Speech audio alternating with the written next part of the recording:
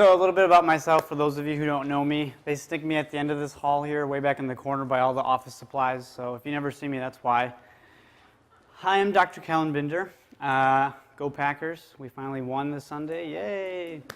I'm engaged to Dr. Amanda, and we have a new family member. Her name is Keena. She's a 5-month-old Springer Spaniel, and she's a handful. All right, so to kind of start things off for my section of the talk here, I wanted to talk to you about understanding a new paradigm of healthcare, okay? And this is going to kind of lay the groundwork for everything I'm going to cover from here on out, okay? So I want you all to play a pretend game with me. You're driving home, and you pull down your street, and you've had a rough day at work. You just want to go to bed, right? And you see that your house is on fire. You turn the corner, and there's fire coming out of your house, out of the chimney, out of the windows, everywhere. Who would you call first? Who do you think of when you say, okay, house on fire, what do I do next? Anybody? Fire department. Okay. You'd call the fire department. Why wouldn't you call a dentist? Silly question, right? So, that's what your house looks like. You call the firemen, right? So I ask you kind of a silly question, why wouldn't you call a dentist? And I ask that question because you could call a dentist. He's got a little water hose. You could probably spray down your fire, right? Probably not.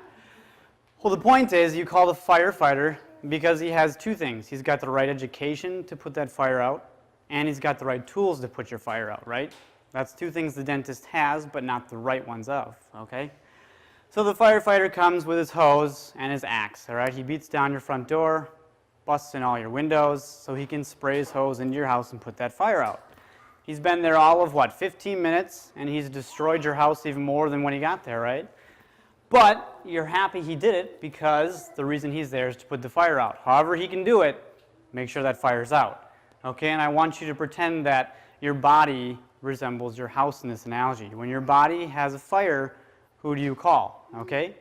If you would keel over with a heart attack and stroke right now, would you want me, a chiropractor, going to grab a knife and a spork from the break room and do open heart surgery on you? Probably not.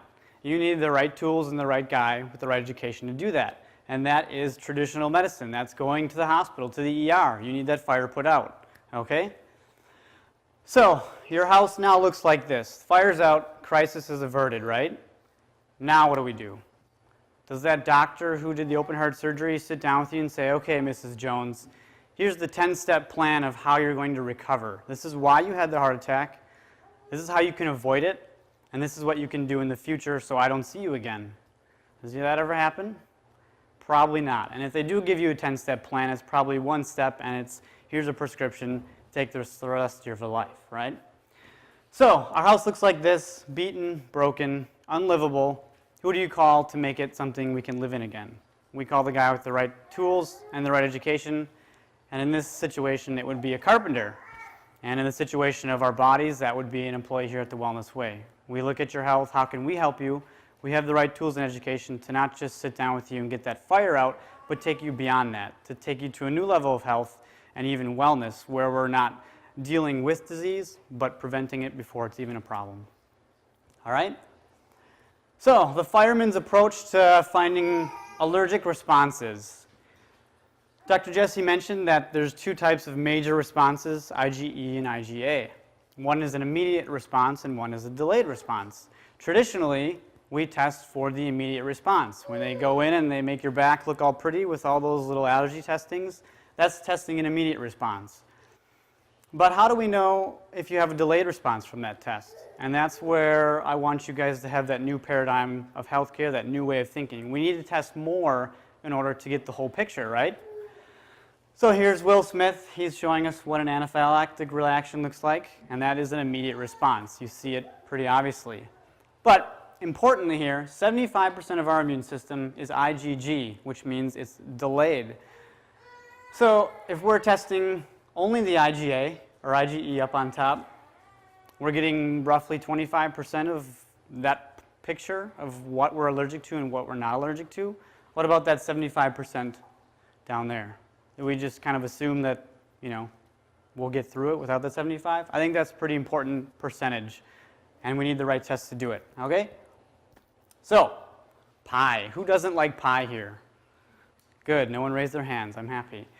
So pie, let's just say pie is made out of 10 ingredients, okay? And you haven't had any tests done, you don't know what you're allergic to or not. But, oops, you're allergic to blueberries. Let's make it something simple. You're allergic to blueberries, you just put a fire in your house, okay? There's a fire now in your gastrointestinal system because your body's having a delayed immune response to those blueberries you ate, which you didn't know you had because, like Dr. Jesse mentioned, it could be 30 days before you even know. So, what does it look like when there's a fire in your belly? Well, we take a film of you, and this is your GI, your stomach, okay? And usually people have told you, well, you take x-rays to look at bones and see the alignment, especially for chiropractors, but we can actually do more with it. It's got more uses.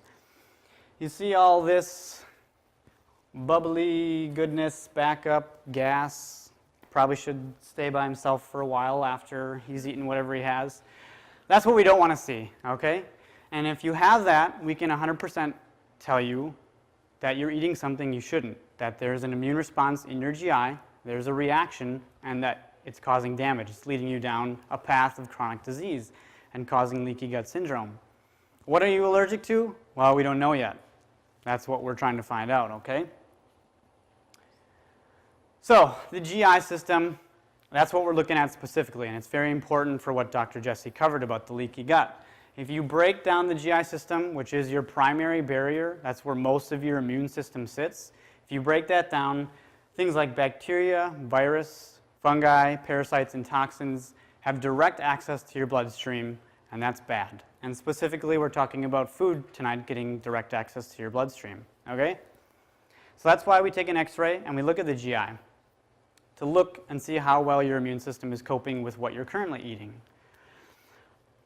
Our motto here, we don't guess, we test, okay? That is our motto, Dr. Patrick's favorite words. I'm sure he sleeps and says that at night. But the best way to know what we can do is to have a blood spot test done, okay? And that's the test that's going to tell you you are allergic to blueberries or you are not allergic to blueberries, okay? I'll explain what the blood spot test does. But with this test, we become detectives. We want to get to the root cause of your symptoms. If we just treat your symptoms, it's like putting a Band-Aid on a gunshot wound. You know, it might make you feel a little bit better if we kiss it and say you'll be fine, but it's not really fixing the problem, okay? So we always need to find what's causing your symptoms, fix that, and then we shouldn't have symptoms, right? Alrighty. So I wanted to introduce Brooke. She's our phlebotomist, and I'll be going over the blood spot test with you guys in just a second, but I just wanted you guys to put a face to the famous name here, and she'll be the one that will be drawing your blood if in case you do choose to have that test done. Okay, so let's talk about that test. So we're still detectives here. Once we know what's toxic for you, we can guide you on your way to avoiding toxic foods and start you on that path of wellness, correct that leaky gut, get your immune system suppressed a little bit, and keep it from overreacting. But I wanted to point out something that Dr. Amanda touched on. She talked about chiropractic and how important that is. You know, we want you to get this blood spot test done and find out what your allergies are. But like she said with the Swiss watch principle, with all those gears that are working, if we just look at one gear and just address one gear, we give you a 100% perfect immune system. Does that mean we're going to be functioning at 100%? Well, the answer is no. There's a bunch of gears in this process here, and so we always need to look at your health as a whole, whether it's chiropractically, through rehab, through immune allergy support, and a bunch of other things that incorporate that goal, which is wellness. So, this is how we do the tests with your blood work. The doctors get together on Fridays. We each get 3 darts per patient, and we throw it up at a... No, this is not how we do the blood tests. We send all our blood work out to a registered lab, and they check your blood against those allergies we were talking about. And they don't check it once, they check it twice.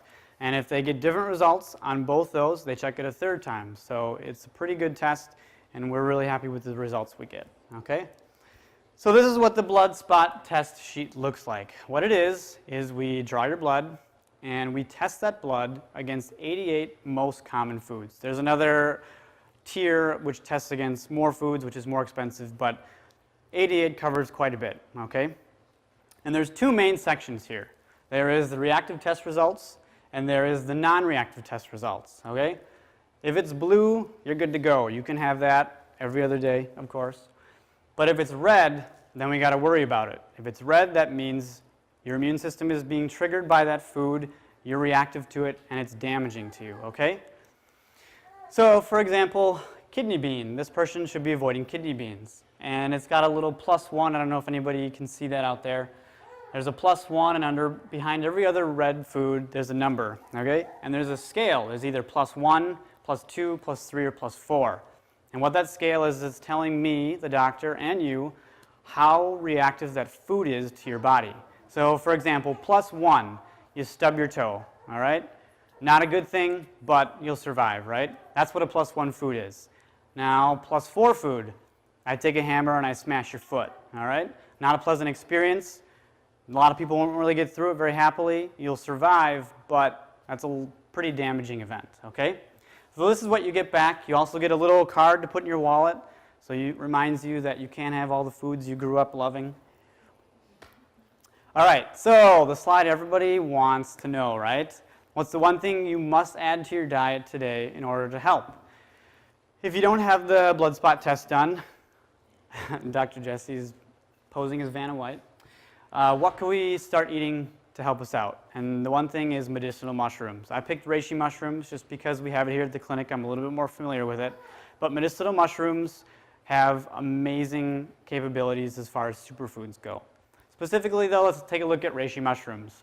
And this is not Dr. Kellen saying this. This is WebMD. So if you don't believe me, just go online and you'll believe WebMD. But reishi mushrooms is used for boosting the immune system, viral infections, swine flu, avian flu, and you can read this all on your own, but beneficial effects of the immune system. It's pretty much a superfood. It does a lot of things scientists haven't really figured out yet, but the things they have figured out about it are amazing, all right? And they help your body recover from leaky gut, help with the rebuilding process and tissue and growth in the GI, all righty?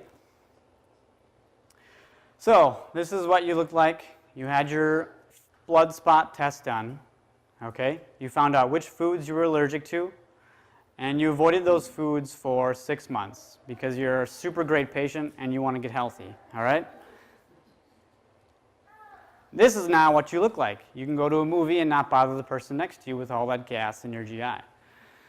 So we can see now, same person, this is all clear. There is no inflammation, there's no immune response that's being triggered because they're not eating the foods that causes that immune response, okay? So now a good question is, okay, I avoided those foods for 6 months, do I have to avoid them for the rest of my life? The answer is no. Some foods, once you kind of work it out of your system and your body trains itself how to live without them, you can slowly incorporate those back into your system. Amanda had a blood spot test done, and she had a couple foods that were +2. She had that same test done 6 months later after she avoided those foods, and they weren't even on the list of foods that caused her an immune reaction anymore. So there is hope. So now we all have a choice to make. I and Dr. Jesse and Dr. Amanda laid the groundwork for you. You can all make a good decision now. Do I have a blood spot test done, find out what foods I can and can't have, and start the path of health, devoid of all those long lists of diseases? We had about 10 slides there. You can head towards that stuff, or you can have the blood spot test done, avoid those foods, and start on the process of getting that gut healthy and, living a life of wellness on all facets and not just the allergy